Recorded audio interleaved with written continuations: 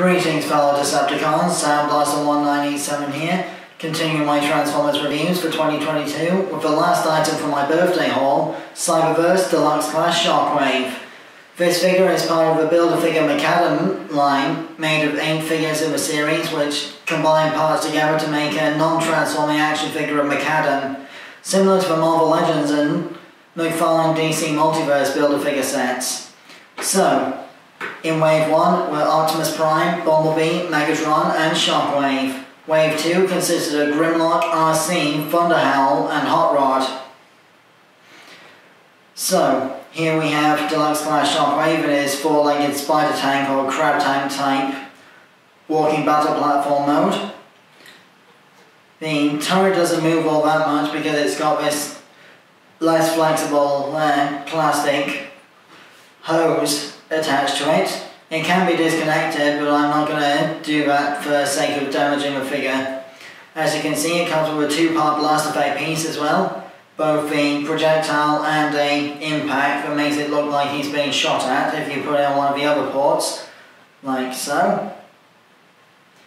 Unfortunately, the way that the blast effects combine, it's not always easy to see what's going on with the blast effects unless you're, attaching both parts at once to one of the 3mm posts like so.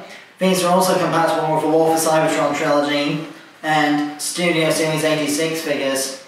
Specifically, Decepticon Scourge from the SS86 line, which I've already reviewed, comes with a blast effect of his own. So, for size comparison, here we have Shockwave with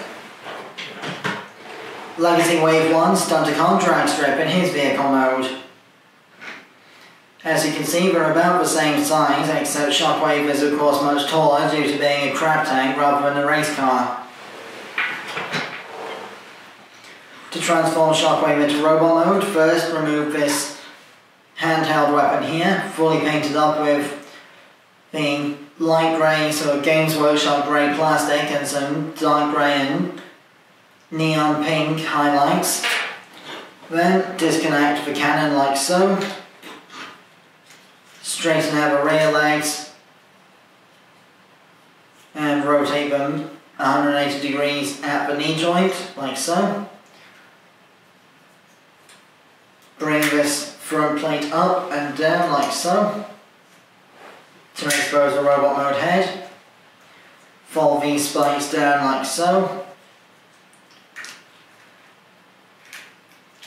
Bring the arms into place. Lock the torso plate in position, bring up the head antennae. Then for the hands, what you want to do is bring the front feet up, rotate the panel around like so, open this piece up, bring out the hand, fold in the foot, and connect the panels back together, revealing Shockwave's hand properly like so. Same on both sides, rotate, foot down, open up the panel, bring out a robot mode hand, like so. Bring the foot in, close the panel. Then bring the backpack panel up and tab it into place, like so. And finally, bring Shockwave's arm cannon around like so, trying to be careful with the flexibility of this fake hose.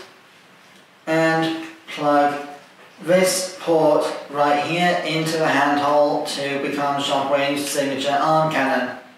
And here we have Cyberverse Deluxe Shockwave in robot mode. I would show off the right leg piece of Maccadam that I got with this figure, but unfortunately it got lost in a recycling accident when I was getting rid of the packaging from another item I've reviewed recently. So I'll have to reacquire that piece on eBay when I'm collecting the rest of the Build-A-Figure wave, and then show off Maccadam in a separate review. So, here we have Shockwave in his robot mode. For articulation, not a ball joint unfortunately, but a 360 degree swivel of the neck, slightly restricted by the engineering for the rest of the transformation. Ball jointed shoulders, with a bicep swivel, just over 90 degrees of elbow bend, a little bit of wrist wiggle as well. Less articulation on the gun arm when it's attached. And then You've got a waist swivel not included in the transformation for once. Then you've got these hip skirts that move up and down to facilitate the leg movement. You've got forward and back and outward hip movement, universal joint. A swivel at the knee joint for transformation.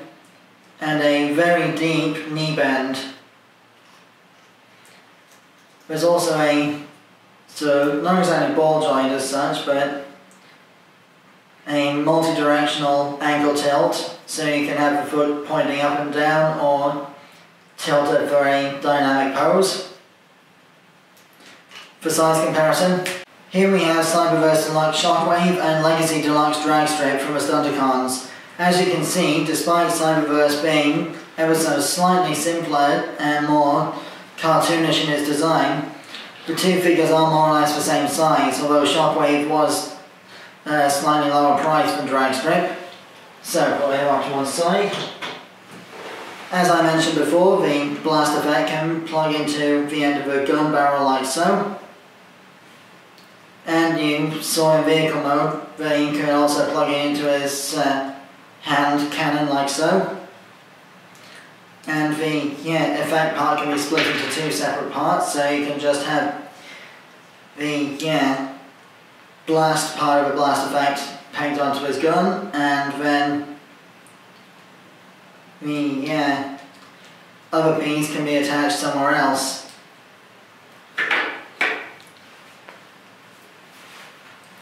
And this plugs on both ways, so you can do different things with the blast effect parts.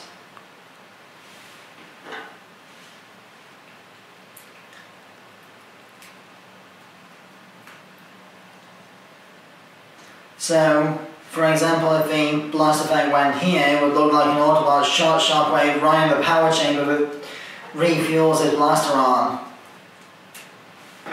So that more or less concludes my review of Cyberverse Deluxe Shockwave. I've been Soundblaster1987. Join me next time when I'll be returning to the Tokusatsu realm with my review of Zyuden Ryu Parasigan from Zyuden Sentai Kyoryucha. My next video overall, however, will be my vlog about the top 10 missed opportunities for toy repaints and retools in the Transformers franchise that Hasbro refused to do, or never even considered in some cases. Till then, till all are one.